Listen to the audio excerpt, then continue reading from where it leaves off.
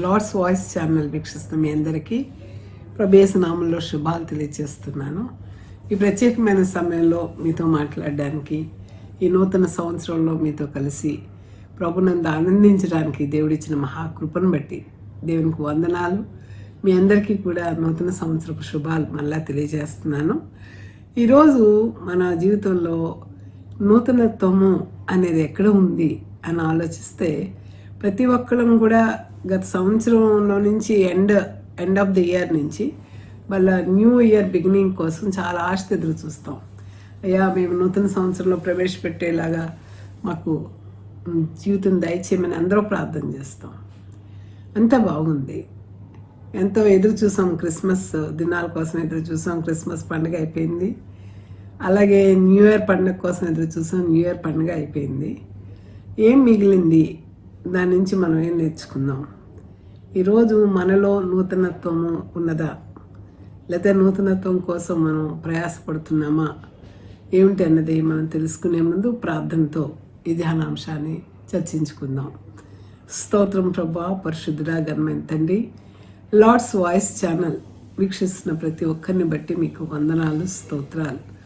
మీ ప్రియులతో మీరు మాట్లాడుతున్న విధానం బట్టి వందనాలు, స్తోత్రాలు చెల్లిస్తున్నాను తండ్రి. ఈ సమయంలో నూతన సంవత్సరంలో ప్రభా మేము చేరి నిన్ను ఆరాధించడానికి, మరి మా ప్రియులతో మాట్లాడుకోవడానికి మీరు ఇచ్చిన అవకాశం కొరకు వందనాలు ప్రభా. ఏ కుటుంబంలో నూతనత్వం ఉన్నదో, నూతన నిర్ణయాలు తీసుకున్నారో, ఎవరైతే నీతో నూతనంగా అంటకట్టబడి నాయనా నీలో ఎదగాలని, ఫలించాలని ఆశపడుతున్నారో అటువంటి ఆత్మల మీద మీ దృష్టి నుంచి ప్రభా, ఇంకా మీ వైపు తిరగని వారిని కూడా మీరు దయతో కరుణించి కటాక్షించి వారి జీవితాలను మార్చి మీకు ఇష్టలైన వారిగా చేయమని మీ సన్నిధిలో ప్రార్థిస్తున్నాను తండ్రి. ప్రత్యేకంగా నీ వాక్యం ధ్యానించుండగా ఆత్మజ్ఞానం మాకు దయచేయండి. ఈ సమయంలో అనారోగ్యం చేత, బలహీనతల చేత, ఆయా సమస్యల్లో, కష్టాల్లో నలిగిపోతున్న ప్రతి ఒక్కరు కొరకు ప్రార్థిస్తూ ప్రభా వారికి విడుదల దయచేయండి.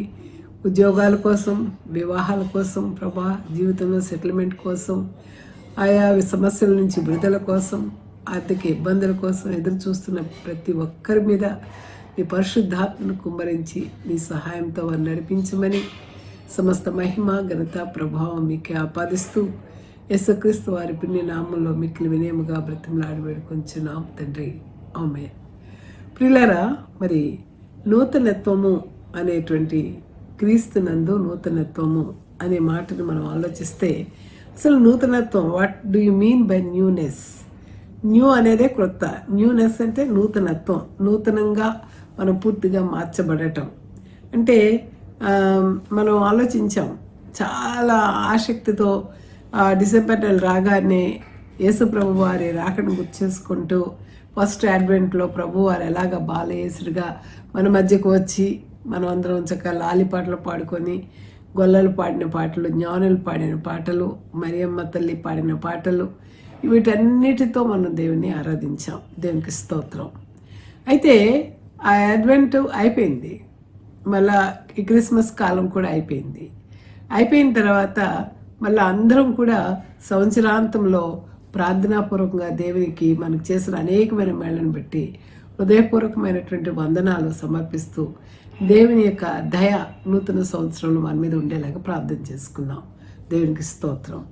అయితే ఇప్పుడు ఈ నూతన సంవత్సరంలో నీకు నువ్వుగా దేవుని పట్ల కానీ, నీ జీవితం పట్ల కానీ, నీ పరిస్థితుల పట్ల కానీ నువ్వు తీసుకున్న నిర్ణయాలు ఎలా ఉన్నాయి? తారీఖు అయిపోయింది. ఆల్మోస్ట్ మనం 20వ దినానికి ప్రవేశపడుతూ ఉన్నాం. 20 రోజులు మన జీవితంలో గతించిపోతూ ఉన్నప్పుడు మనం తీసుకున్నటువంటి నిర్ణయాలు ఏ విధంగా ఉన్నాయి? అవి నిజంగా మనల్ని, మన దేవుణ్ణి ప్రతిబింబింప చేస్తున్నాయా అన్నది మనం ఆలోచించినప్పుడు, ఈ యొక్క ప్రత్యేకంగా న్యూనెస్ అనేది ఎలా ఉంది? అయితే అడ్వెంట్ అనేది మన జీవితంలో నుంచి యేసుప్రభు వారు పుట్టడము, ఆయన తిరిగి చనిపోవటము, ఆయన వెళ్ళిపోవటము, తండ్రి దగ్గరికి వెళ్ళి సింహాసనం మీద పునరుద్ధానుడై మరణాన్ని ఓడించి విజయాన్ని పొంది మనకు జీవ మార్గాన్ని ఇచ్చి, మన పాపాల నుంచి, శాపాల నుంచి విడుదలిచ్చిన తండ్రి యొక్క కుడి ప్రక్కన కూర్చుని మన కొరకు విజ్ఞాపన చేస్తూ ఉన్నారు. మరి ఈ సమయంలో ప్రభు వారు మళ్ళా రాబోతా ఉన్నారు. That is more important. That is the second advent. So ఆ అడ్వెంట్లో ప్రభు వారిని మనం రారాజుగా ఎదుర్కోబోతున్నాం, న్యాయాధిపతి అయిన దేవుని ఎదుర్కోబోతున్నాం. కనుక మనము చాలా జాగ్రత్తగా ఉండాలి. ఇప్పుడు జరుగుతున్న పరిస్థితులు చూస్తే మరి ఈ మధ్య అమెరికాలో, కాలిఫోర్నియా, లాస్ ఏంజల్స్ సిటీలో అందరూ మరి డిగ్నిఫైడ్ అండ్ సెలబ్రిటీస్, సినిమా యాక్టర్లు, అదేదో ఒక హెవెన్ ఆన్ ది ఎర్త్ అంటారనమాట. అంత అందంగా ఉన్నటువంటి ప్రాంతంలో చాలా ఖర్చు పెట్టి చాలా ధనవంతులైన వారు అక్కడ సెటిల్ అయిపోయారు. సినిమా యాక్టర్స్ కానివ్వండి, పెద్ద పెద్ద సీఈఓలు కానివ్వండి, ఉన్నతమైనటువంటి వర్గానికి చెందిన వాళ్ళంతా అక్కడ ఉన్నారు. అయితే వాళ్ళందరూ ఆశించింది వాళ్ళు ఈ న్యూ ఇయర్లో చాలా చక్కగా హ్యాపీగా సెలబ్రేషన్స్ చేసుకున్నారు. మరి ఎవరు ఏం మాట్లాడారు అన్నది దేవునికి తెలియాలి. దేవుణ్ణి ఎవరైతే నిరాకరించి హేళన చేసి మాట్లాడారో తెలియదు. కానీ ఆ పట్టణానికి అనుకోకుండా కాలిఫోర్నియా పట్టణం పూర్తిగా అడవుల సముదాయం. అంటే ఒక అడవి ఉంటే అడవి ప్రక్కన మరి ఒక అడవి ఉంటుంది. అంటే అంతా కూడా ఫారెస్ట్ వుడ్స్ అనమాట. చాలా గ్రీనిష్గా లావిషియస్గా ఉంటుంది. కానీ అంటుకుపోతే కనుక దాన్ని ఆపడం అనేది ఎవరి వల్ల కాదు. మరి ఎక్కడ ఏ తావు లేనట్టు మరి అతి ధనవంతులు గొప్పవారైనటువంటి వారి గృహాలన్నీ కూడా మనం ఇంకా చూస్తున్నాము. ఎప్పుడు జనవరి 6వ తారీఖు మొదలైంది, ఇంకా తగలబడుతూనే ఉంది. దాన్ని కంట్రోల్ చేయలేకపోతున్నారు. కొంతమంది ఏమంటారంటే దేవుని గురించి అవమానకరంగా మాట్లాడారు కాబట్టి దేవుని ఉగ్రత మీదకి వచ్చింది. అది దేవుని ఇష్టమో కాదో నాకైతే తెలియదు. కానీ దేవుని చిత్తాన్ని నెరవేర్చినప్పుడు మనం అనేకమైన కష్టాలు ఎదుర్కోవాలి. అది ఇప్పుడు జరుగుతున్న విషయం. ఇంకా ఒక ప్రక్కన మరొక ప్రక్కన చూస్తే అమెరికా, ఇంకొక ప్రక్కన చూస్తే భయంకరమైనటువంటి స్నోఫాల్స్, విపరీతమైన చలితో బాధపడతా ఉన్నారు జనాలు. అంటే ఎంత వైపరీత్యం కలిగి ఉంది. అలా ప్రతి దేశంలోనూ మనం చూస్తున్నాం. ఈ భారతదేశంలో అందరికీ సీజనల్ వేరియేషన్స్, సీజనల్ డిసీజ్ వచ్చి ఎంతోమంది సిక్ అయిపోతూ ఉన్నారు.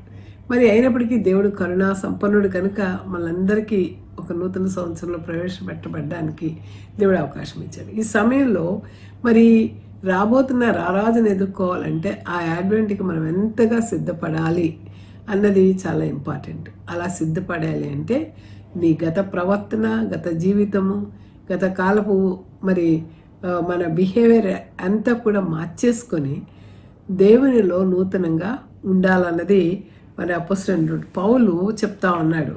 2 కొరింథీయులకు రాసిన పత్రిక, కొరింథీ సంఘానికి 2వ పత్రికలో ఆయన చెప్తూ ఉన్నాడు. ఏంటంటే 5వ అధ్యాయము మరి 17వ వచనంలో అంటాడు ఏంటంటే, మనము మరి ఎవడైనాను క్రీస్తునందు ఉన్నాడో వాడు నూతనమైన సృష్టి, పాతవి గతించెను, ఇదిగో క్రొత్త వాయను, సమస్తమును దేవుని వలనైనవి.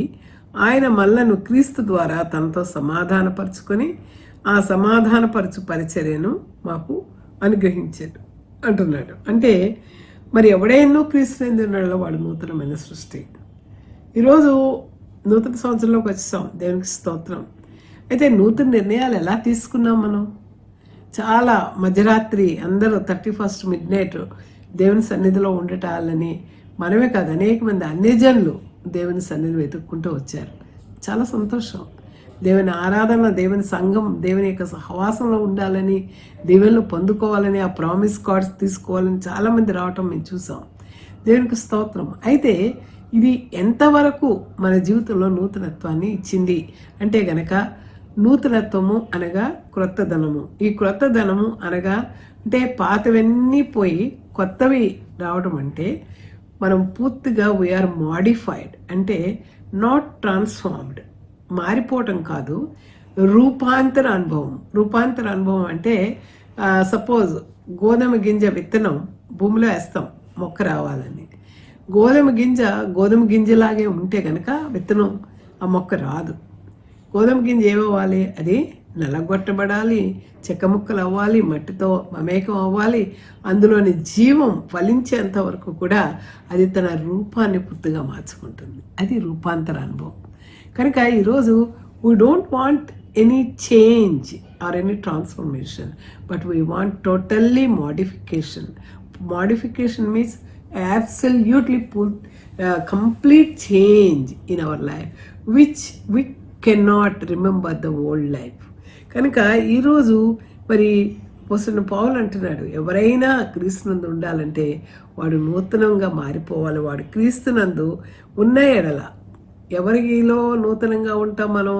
లోకానుసారంగా నూతనంగా ఉన్నాం అనుకోండి, లోకానుసారమైన నిర్ణయాలు తీసుకున్నాం అనుకోండి, బాగా పనిచేయాలి, జీతం ఎక్కువ సంపాదించుకోవాలి, ఆస్తిని ఎక్కువ సంపాదించుకోవాలి, ఈ విధంగా మన ఆలోచనలు కనుక మళ్ళినట్టయితే ఏమవుతుందంటే మనకి అంత దీవెనకరంగా జీవితం ఉండకపోవచ్చు. కాబట్టి దీవెన కావాలి, ఆశీర్వాదానికి వారసులు కావాలి అంటే గనక మనం ఎవరిలో ఉండాలి?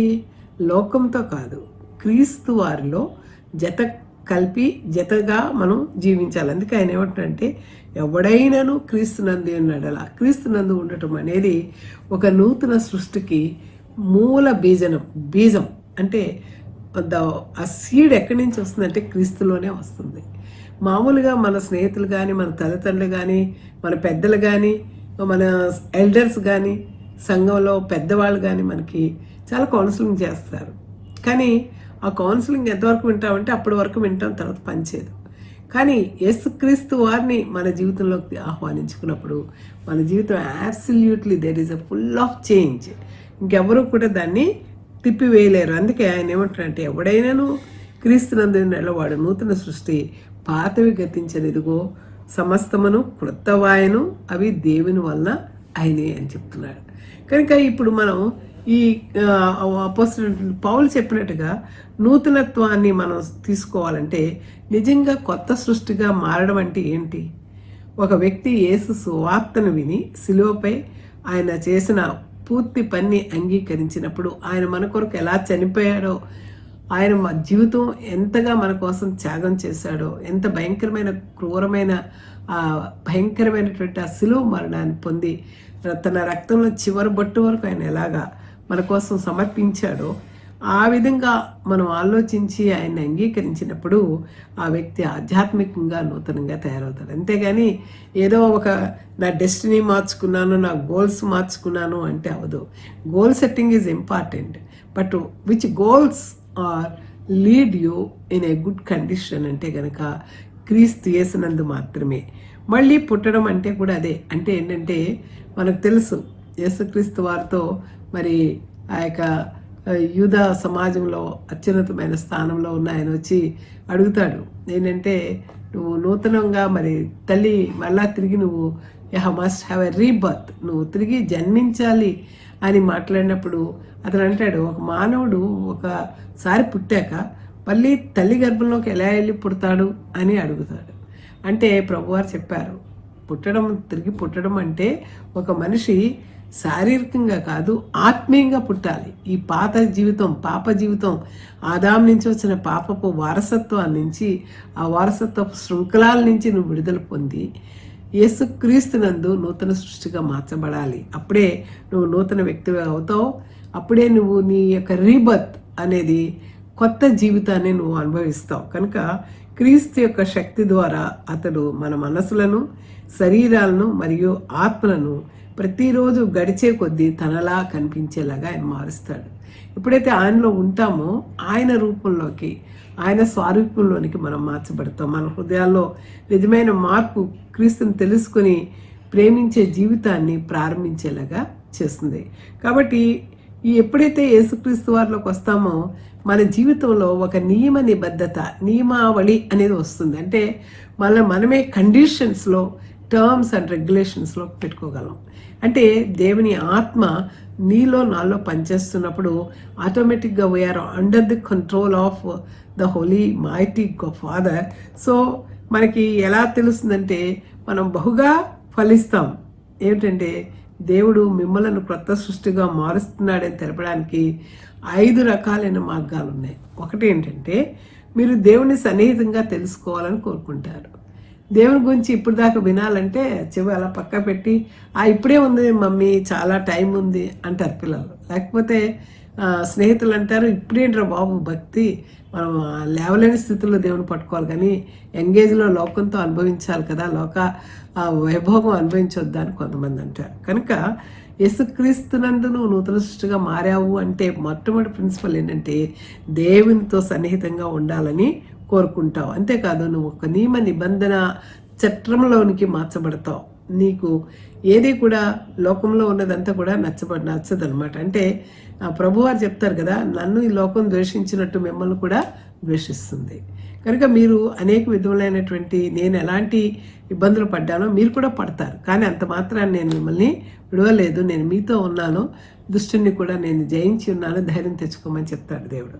కనుక ఆయన మరి యేసుక్రీస్తు వారిలో ఎవరైతే ఆయనతో అంటగట్టబడతారో, యోహాను సువార్తికుడు మరి చాలా చక్కగా రాస్తాడు కదా.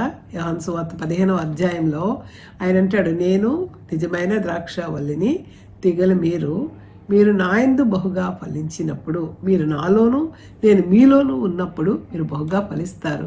మీరు బహుగా ఫలించటం వలన నా యొక్క పరలోకపు తండ్రి మహిమపరచబడతారు అని చెప్తాడు ఆయన. కనుక మనం ఫలించాలి అంటే తండ్రితో అంటగట్టిన వారంగా యేసుక్రీస్తు వారితో అంటగట్టాలి.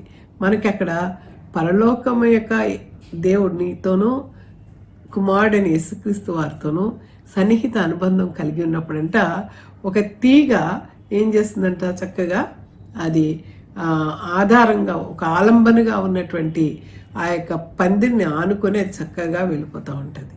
దాని మీద ఆనుకున్నప్పుడు అది వెళుతూ ఉన్నప్పుడు మరి ఇంటి యజమాని ఏం చేస్తాడంటే ఆ యొక్క ఫలాలు సరిగ్గా రావడం కోసం అనవసరమైనటువంటి తీగలన్నింటినీ కత్తిరిస్తాడు. అందువల్ల ఏమవుతుంది, ప్రూనింగ్ అనేది జరుగుతుంది. తీగలు అనవసరమైన తీగలు కట్ చేస్తే ఆరోగ్యవంతమైన తీగలు వస్తాయి, వాటి నుంచి ఫలాలు ఎక్కువ వస్తాయి. అందుకని మన జీవితంలో మరి ఈ కటింగ్ అనేది జరుగుతుంది. అప్పుడు దేవునితో మనం ఉన్నప్పుడు మనం అనవసరమైన వాటికి తిరగకుండా ప్రభువే మనలోని అనేకమైనటువంటి పరిస్థితులను సమకూర్చి మనల్ని ఆయన తట్టు తిరిగేవారుగా చేస్తారు. తద్వారా మన యొక్క జీవితము ఆధ్యాత్మికంగా ఫలిస్తూ ఉంటుంది. అంతేకాకుండా దేవునికి దూరంగా వెళ్ళిపోయారు అనుకోండి, ప్రభువారు పిలుస్తారు, సరిచేస్తారు. ఇప్పుడు ద్రాక్షావల్లిని నాటిన తర్వాత అది తీయటి ఫలాలు, ద్రాక్ష ఫలాలు ఇస్తుంది అనేది చూసినప్పుడంట యెషయా చెప్తాడు, అది కారు ద్రాక్షలు కాసిందంట. కారు ద్రాక్షలు అంటే చాలా చేదు, భయంకరమైంది. ఆ కారు ద్రాక్షలు కాసినప్పుడు కూడా దేవుడు దాన్ని విడిచిపెట్టడం ఇష్టం లేక కారు ద్రాక్షలు కాయడానికి కారణం ఏమిటో అని కనిపెడతాడట ప్రభు. ఎంత గొప్పవాడండి, ఎంత ప్రేమ కలిగిన వాడు. నీ జీవితం నా జీవితం తప్పిపోకూడదని ఆయన కనిపెట్టి ఆ అడ్డంగా ఉన్నటువంటి తీగలన్నింటినీ కూడా ఆయన కోసేస్తాడు. అప్పటికి కూడా మనం వినకపోతే జరిగేది ఏంటంటే ఆయన విడిచిపెడతాడు. వ్యర్థమైనటువంటి తీగలన్నింటినీ కూడా ఏం చేస్తారండి, వాటిని కోసి అగ్నిలో కాల్చివేస్తారు. కనుక ఈరోజు యేసుక్రీస్తు వారు అనేటువంటి ద్రాక్షావల్లిలో మనం తీగలుగా ఉండాలని బైబిల్ మనకి సన్నిహితంగా ఉండాలని బోధిస్తుంది. కాబట్టి రోమన్ 6:23లో కూడా మీరు అతని గురించి యేసుని అంగీకరించినప్పుడు ఎక్కువ ఆకలి కలిగి ఉంటారు, దేవునితో సహవాసంలో ముందుకు వెళ్ళాలని ఆశ ఉంటుంది. రెండోది ఏంటంటే మీరు ఒక రకమైన కొత్త గుర్తింపుని అర్థం చేసుకుంటారు. అంటే ఏంటంటే మీ identity will be changed. First thing is you are twined with the vine of Jesus. దేవునితో మనం అనుబంధాన్ని కలిగి ఉంటాం. రెండవది ఏంటంటే కొత్త గుర్తింపు, న్యూ ఐడెంటిఫికేషన్, న్యూ ఐడెంటిటీ. అది అర్థం చేసుకుంటాం. ఏంటంటే దేవునితో ఉన్నప్పుడు మనం చాలా సాఫ్ట్గా మారిపోతాం. కఠినత్వం అనేది రాదు. ఒకరిని తిట్టలేము త్వరగా, ఒకరిని గెంటివేయలేము, ఒకరి పట్ల కఠినంగా మాట్లాడలేము. అంటే మన జీవితంలోని ఆ కఠినత్వం అంతా పోయి పౌరుషంగా జీవించడం పోయి ఎట్లా అయిపోతుందంటే ప్రేమ, దయ, దాక్షిణ్యాలతో నింపబడుతుంది. అంటే యేసు ప్రభు వారు మనల్ని ఎలా ప్రేమించారు, ఎందుకు పనికిరాని మనల్ని ఎలా ప్రేమించి ఆయన శ్రేష్టమైన జీవితం మన కోసం సమర్పించారన్నది మనం గుర్తు చేసుకున్నప్పుడు, మనం ఆయన మనల్ని అంగీకరించిన అనుభవం వచ్చినప్పుడు, ఆయన మన పాపముల నుంచి క్షమించిన అనుభవం వచ్చినప్పుడు ఆయన ఏం చేస్తాడంటే మరి మనల్ని తన సొంత బిడలుగా గుర్తిస్తాడు. ఎఫెసీ 1:3-11 కనుక మీరు చదివినట్టయితే అక్కడ ఎలాగా తండ్రి ప్రేమ మనల్ని ఎంతగా ప్రేమిస్తాడంటే, పరిశుద్ధులుగా ఉంటుంది పిలువబడిన వారు, ఆయన సహవాసమునికి పిలిచినవాడు నమ్మదగిన వాడు, ఆయన ఇచ్చిన వాగ్దానాలన్నీ మనలో స్థిరమవుతాయని చెప్పి ఎఫెసీ సంఘానికి అపొస్తలుడు పౌలు మాట్లాడుతూ ఉన్నాడు. ఇక మూడవది ఏంటంటే బైబిల్ ఇంటిమసీ. దేవుని దగ్గరికి వెళ్ళాలంటే మనకున్న ఒక్క ఆధారం ఏంటంటే వాళ్ళు వీళ్ళు చెప్పే మాటలు కాదండి. ఈరోజు అనేక మంది మాటలు చెప్తున్నారు కానీ అమలు పరచడం లేదు. కానీ నీకు నిజంగా దేవుని మార్గంలోకి వెళ్ళాలి అంటే మనకి విలువైనటువంటి బైబిల్ ఇవ్వబడింది. ఈ బైబిల్లోని ప్రతి మాట ఉన్నట్టుగా మన జీవితంలో అనుకరించడానికి దేవుడు మనకు అవకాశం ఇస్తున్నాడు. కాబట్టి మన ఆత్మీయ పెరుగుదలకి, మన జీవన స్థితిగతులన్నీ కూడా మారిపోవడానికి, ఆత్మీయంగా ఉండటానికి బైబిల్ అవసరమని గుర్తిస్తాం. లేవగానే బైబిల్ చదవాలి. మరి బైబిల్ ఏ పాత్రం ఖాళీగా ఉన్న బైబిల్ వెంటనే కావాలి అనిపిస్తుంది. ఎందుకంటే క్రీస్తు అనుచరునిగా జీవించాలంటే బైబిలే మనకున్న ముఖ్య ఆధారం, జీవనాధారం. కాబట్టి దేవుడు మీ అవసరాలన్నింటినీ కూడా ఎలా సరఫరా చేస్తాడో అనే దాని గురించి లెక్కలేనన్ని రిమైండర్లతో బైబిల్ చెప్పబడతా ఉంది. ఎలాగా ఆయన మన విడువడు, ఎడబాయుడు, నేను మనం జడయక్కర్లేదు, భయపడక్కర్లేదు, నీకు తోడుగా ఉంటానని సెలవిచ్చిన దేవుడు మళ్ళీ ఎలా కరుణిస్తాడు అన్నది చేసినట్టయితే ఫిలిప్పి 4:19 అంటాడు కదా, ఆయన తన మహదైశ్వర్యంలో నుండి మన ప్రతి అవసరాన్ని తీరుస్తాడు. కనుక ఫిలిప్పి 4:19 మనం చదివినప్పుడు ఒక విధమైన ధైర్యం తెచ్చుకుంటాం. అవును, మన జీవితానికి కావలసిన ఆత్మీయ ఎదుగుదలకు అవసరమైనటువంటి ఆత్మలో వర్ధిల్లి ఫలించేటట్టుగా అవ్వాలంటే మరి బైబిల్తో మనం అనుబంధాన్ని కలిగి ఉండాలి. బైబిల్ ఎప్పుడైతే చదువుతున్నామో యేసుక్రీస్తు వారితో సంబంధం కలిగి ఉన్నాం.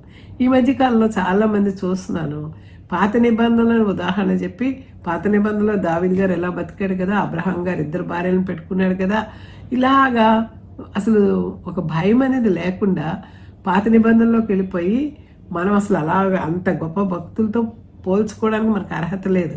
కానీ వాళ్ళ పాత్రలను కూడా వక్రమైన భాషలో మాట్లాడుకుంటూ దాన్ని సపోర్ట్ చేసుకుంటున్నటువంటి ప్రజలు కనబడుతున్నారు. ఎంత భయంకరమైన స్థితి. కనుక మనం ఇంకా ఏం చేస్తామంటే ఇతరులను ప్రేమించడం, వి లవ్ ద పీపుల్. ఇంతవరకు మనల్ని మనం ప్రేమించుకున్నాం, మనల్ని మనం హెచ్చించుకునే వాళ్ళం. సెల్ఫ్ డబ్బా, సెల్ఫ్ ప్రయారిటీస్, సెల్ఫ్ ఈగో, నేను గొప్ప అనే ఆలోచన.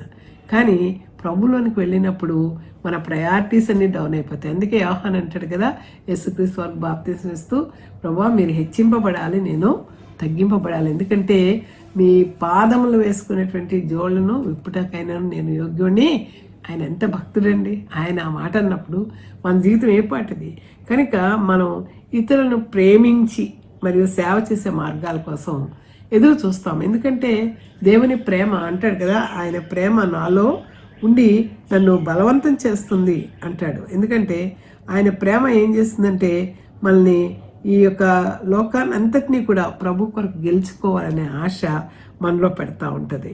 కనుక యేసుక్రీస్తు వారు ఏమంటున్నారంటే ఇతరులను ప్రేమించే మనసు మనకిస్తాడు. ఇతరులను దూషించే వాళ్ళం ఇప్పుడు దాకా, ఇతరుల పట్ల అసూయ కలిగిన వారం, ఇతరుల పట్ల కక్ష కార్పణ్యాలతో ఇప్పుడు యుద్ధాలన్నీ ఎందుకు జరుగుతున్నాయి, కుటుంబ తగాదాలన్నీ ఎందుకు జరుగుతున్నాయి అంటే తను తాను ప్రేమించుకోవడం, ఎదుటి వ్యక్తిని ప్రేమించలేకపోవడం. కానీ బైబిల్ అంతా కూడా ముఖ్య సారాంశం ఏం చెప్తుందంటే నిన్ను వల్లే నీ పొరుగు అని ప్రేమించాలి. కనుక ఇప్పుడు దేవుళ్ళకి వచ్చినప్పుడు నీ జీవితం మారిపోద్ది. నువ్వు ఎలా అంటే ఇతరులకు ప్రేమించడానికి, ఇతరులకు సేవ చేయడానికి, వారి అవసరతల్లో నీ కాలు పెట్టడానికి నువ్వు సహాయం చేస్తావు. దేవుడు తన ప్రేమను మన జీవితాల్లో పెంపొందిస్తాడు. ఏంటంటే ఆయన యోహాను 13:35 అంటాడు, ఒకరి పట్ల ఒకరు మీకున్న ప్రేమ మీరు నా శిష్యులని ప్రపంచానికి రుజువు చేస్తుంది. నేను మిమ్మల్ని ఎలా ప్రేమించాను, నా తండ్రి నన్ను ఎలా ప్రేమించాడో మీరు ఒకరినొకరు ప్రేమించుకోవాలన్నది కొత్త ఆజ్ఞ అని చెప్పి ప్రభువు వారు చెప్తాడు. మిమ్మల్ని స్నేహితులని పిలుస్తున్నారంటాడు. కనుక దేవుని ప్రేమించటం మరియు ప్రజలను ప్రేమించటం క్రొత్త సృష్టి జీవితానికి ప్రాథమికమైన మార్పు. మనం యేసులో ఉన్నామని తెలియడం ఏంటంటే మనం ఇతరులను ప్రేమించగలగటం, ఇతరులకు సేవ చేయడానికి ముందుకు వెళ్ళడం. ఇది చాలా తక్కువైపోతుంది ఈ మధ్య, ఆ కాలం చేయలేకపోతున్నాం. ఇక 5వ లక్షణం ఏంటంటే you are ready to fight with the sin and temptations. పాపాన్ని, శోధనని ఎదిరించుకోవడానికి ప్రభువులో ఎప్పుడైతే ఉంటావో నువ్వు ఒక బలమైన శక్తిగా మారిపోతావు. ఇప్పుడు యోసేపు చూడండి, యోసేపును పాపం చేయడానికి, యవ్వనస్తుడైన యోసేపును పాపం చేయడానికి ఆ యొక్క పొతిఫర్ యొక్క భార్య అంతా పోస్ట్ చేసింది. అదే మామూలు వాడైతే మంచిగా అవకాశం ఉందని వాడుకుంటారు. ఇప్పుడు అదే జరుగుతున్నాయి చాలా కుటుంబాల్లో. కానీ యోసేపు ఏం చేశాడండి, ఆమె చెప్పేదంతా కూడా తప్పు, నా యజమానికి నేను అన్యాయం చేయలేను, నా దేవుడికి నేను అన్యాయం చేయలేను, నేను ఇలాంటి పని చేయలేను అని చెప్పి ఆయన పారిపోయాడు. He flea from the sin, పాపం నుండి పారిపోయాడు. కాబట్టి దేవునిలో ఉన్నప్పుడు అది మనకు పాపం అని తెలిసినప్పుడు మనం ఆ మార్గంలోనికి వెళ్ళలేము. ఎందుకంటే మనం ఆశించం అలాంటి వాటిని. ఎందుకంటే మనం పరిపూర్ణలం కాబట్టి మనం దేవునిలో ఉన్నప్పుడు మనల్ని దైవాత్మ అటు వెళ్ళనివ్వదు, పాపపు పనులు చేయనివ్వదు. కనుక బైబిల్ ఏం చెప్తుందంటే ఏ పాపము లేదు, అందరూ దేవుడు అనుగ్రహించే మహిమను, అందరూ పాపము చేసి ఏ భేదమును లేదు, అందరూ పాపం చేసి దేవుడు అనుగ్రహించే మహిమను పొందలేకపోతున్నారు అన్నారు. అంతేకాదు మరి అందరూ పాపం చేశారు, మనందరం దేవుని మహిమాన్వితమైన ప్రమాణానికి దూరంగా ఉన్నామని రోమీయుల పత్రిక 3:23లో చెప్తా ఉంది. అయితే పరిశుద్ధాత్మ ఏం చేస్తాడంటే మనకు కొత్త కోరికలను ఇస్తాడు, కొత్త శక్తిని ఇస్తాడు, కొత్త మనుషులుగా మారుస్తాడు. నవ్యత్వం, నూతనత్వం, నవనవోన్మేషం క్రీస్తునందు మీరు ఉన్నప్పుడు, క్రీస్తులో జీవిస్తున్నప్పుడు, క్రీస్తులో ఉనికి కలిగి ఉన్నప్పుడు, క్రీస్తుతో నడుస్తూ ఉన్నప్పుడు. కనుక మీకు క్రీస్తులో మీకు శక్తి ఉంది. అది ఎలాంటి పాపాన్ని నుంచైనా శోధన నుంచైనా తప్పుకోవడానికి అది ఆ శక్తి సహాయం చేస్తుంది. ఫిలిప్పీ 4:13లో మనం చూస్తాం. కనుక మనం గుర్తుంచుకోండి, పరివర్తన అనేది జీవితకాల ప్రక్రియ. ఏదో ఈరోజు ఏమండి మీరు మార్మన్స్ పొందారు కదా అంటే పలానా రోజు పలానా టైంలో మార్మన్స్ పొందామండి అని చెప్తారు, మంచిదే. కానీ అది అక్కడితో ఆగిపోదు. మారుమనసు అనేది మనం బ్రతికినంత కాలము నిరంతర జీవన ప్రక్రియ, అది అనుక్షణం. ఎందుకంటే మానవులం చాలా బలహీనలం, చాలా అసంపూర్ణం, మరి దారి తప్పేవాళ్ళం. కాబట్టి దేవునిలో కట్టబడాలి అంటే ఈ యొక్క విశ్వాసపు అనుభవం, దేవునిలో నూతనంగా జీవించాలంటే మనం ఏం చేయాలంటే మరి ప్రభువుతో మనం నిరంతరము ఆయనతో అనుబంధాన్ని కలిగి ఉండాలి. కాబట్టి మీరు ఒకప్పుడు ఆ విధంగా భక్తిలో లేరు, దేవుని యొక్క వాక్యాన్ని చదివేవారు కాదు, దేవుని ఇతరులను ప్రేమించే స్వభావం మనలో ఉండేది కాదు.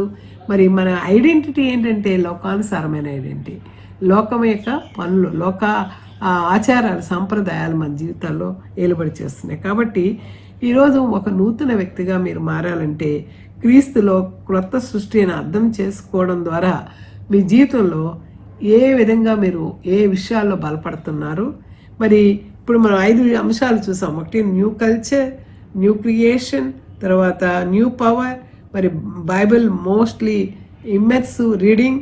మరి ఇవన్నీ కూడా చేయాలి అంటే మనం ఇతరులను ప్రేమించాలి అంటే ఖచ్చితంగా మనం ఏ రంగంలో బాగా ఉంటాం అన్నది మనం ఆలోచించుకోవాలి. అందుకే అపోస్తలుడైన పౌలు చివరికి ఏమంటాడంటే మరి నేను నీతివంతుడిగా తీర్చబడను, ఎందుకంటే ధర్మశాస్త్రము లా నా మీద రోల్ చేస్తున్నంత కాలం నేను నీతిమంతుడిగా తీర్చబడను, ఎందుకంటే నువ్వు ఈ పాపం చేసావు, ఈ తప్పు చేసావు అని చట్టం చెప్తుంది.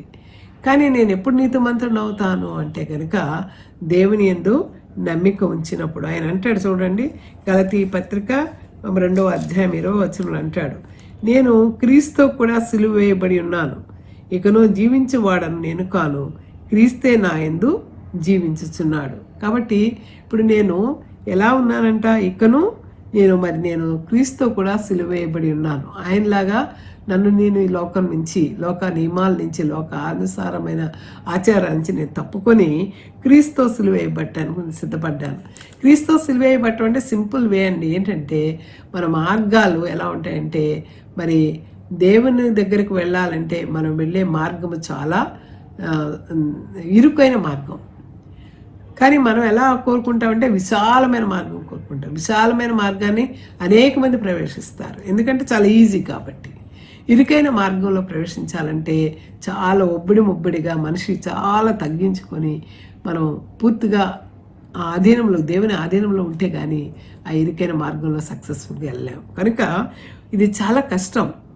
ఈజీగా చెప్పడం కానీ అనుభవించడం అనేది కష్టం. అందుకే ఆయన ఏమంటాడంటే నేను క్రీస్తుతో కూడా నేను మరి సిలువ వేయబడి ఉన్నాను, ఇకను జీవించేవాడను నేను కాను, క్రీస్తే నా యందు జీవించున్నాడు, నేనిప్పుడు నా శరీరం అందు జీవించిన జీవితం నన్ను ప్రేమించి నా కొరకు తను తాను అప్పగించుకున్న దేవుని కుమారి అందుల విశ్వాసం వలన జీవించుచున్నాను అంటున్నాడు. కాబట్టి నేను దేవుని కృపను నిరర్ధకము చేయను. Just out of his grace we are save. కాబట్టి ఆయన కృప లేకపోతే మనం బతకలేము. కనుక కృప మీద నేను ఆధారపడి ఉన్నాను. నా యొక్క నీతి, నా యొక్క న్యాయం, నా ప్రవర్తన, నా గొప్పతనం, నా తెలివి, నా పాండిత్యం ఎందుకు పనికిరాదు. నేను సమస్తం పెంట కుప్పలా ఎంచుకుంటున్నాను. నాకున్నది ఏంటంటే ఆయన యొక్క కృప. ఆయన కృపను బట్టి నేను ఏమై ఉన్నానో అదే అయి ఉన్నాను అని చెప్తూ ఆయన ఏమంటే, నేను దేవుని కృపను నిరర్ధకము చేయను, ఎందుకంటే ఆయన నా కొరకు చనిపోయి సిలువ వేయబడి ఉన్నాడు కనుక నేను కూడా సిలువ వేయబడటానికి సిద్ధపడుతున్నాను అని చెప్తున్నాడు. మరి ఈరోజు నూతనత్వంలోకి నూతన నిర్ణయాలు తీసుకున్న నీవు బైబిల్తో అనుబంధం కలిగి ఉన్నదాం.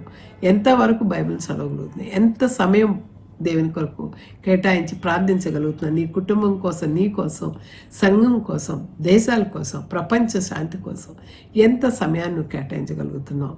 ఇవన్నీ కూడా దేవుని యందు భయభక్తులు కలిగిన వారికి ఆత్మ ఆ డిసిప్లిన్ ఇస్తుంది. పరిశుద్ధాత్మ చక్కటి డిసిప్లిన్ ఇస్తుంది. ఆ డిసిప్లిన్ ప్రకారం మనం ముందుకు వెళ్ళినప్పుడు నువ్వు నూతనమైన సృష్టిగా మార్చబడతావు. దేవుడు ఈ వాక్యాన్ని మరి వినిచున్న మీ అందరినీ దేవుడు ఈ నూతన సంవత్సరంలో ఆశీర్వదించాలని, ఆ విధంగా పరిశుద్ధాత్మ అభిషేకం దయచేయాలని, వినుచున్న చెవులను దేవుడు మరి స్వస్థపరిచి అవి జీవితంలో అనుసరించే వారిగా మనం చేయాలని ప్రభువాన్ని కోరుకుంటూ మీ అందరికీ మరి యేసు నామములో శుభాలు తెలియజేస్తూ సెలవు తీసుకుంటాను. God bless you. ప్రార్థన చేసుకుందాం. సర్వశక్తిమంతుడా, ఈ సమయంలో ప్రభువా నిజమే అనేక సంవత్సరాలు, నూతన సంవత్సరాలు మా జీవితంలో తరలి వెళ్ళిపోతున్నాయి. కానీ మా జీవితంలో ఎంత మార్పు కూడా రావట్లేదు ప్రభావ. మేము ఎంతో మొండివారిగా తయారవుతున్నాం. దయతో మమ్మల్ని క్షమించండి. అపవాదం మమ్మల్ని శోధిస్తూ ఉన్నాడు. పాపము, పాపేచ్ఛలు మా మీద దాడి చేస్తూ ఉన్నాయి. వీటన్నిటి నుంచి మాకు విడుదల ఎవరివ్వగలరు తండ్రి? మీరు ఒక్కరే కనుక మీ శిలువ రక్తంలో కడగబడి అటువంటి అనుభవాలతో మీ పాదాలు పట్టుకునే కృపను మా అందరికీ దయచేయమని, నూతనమైన వ్యక్తులుగా నూతనమైన జీవితాలను మేము ప్రారంభించటకు నీ వాక్యమును, నీ ప్రార్థనను మేము ఆయుధాలుగా ఎంచుకొని ముందుకు వెళ్ళడానికి మాకు సహాయం చేయమని సమస్త మహిమ, ఘనత, ప్రభావం మీకే ఆపాదిస్తూ యేసుక్రీస్తు వారి పుణ్యనామం బట్టి మిక్కిలి వినయముగా బ్రతిమలాడి వేడుకొంచున్నాం తండ్రి. ఆమేన్. God bless you.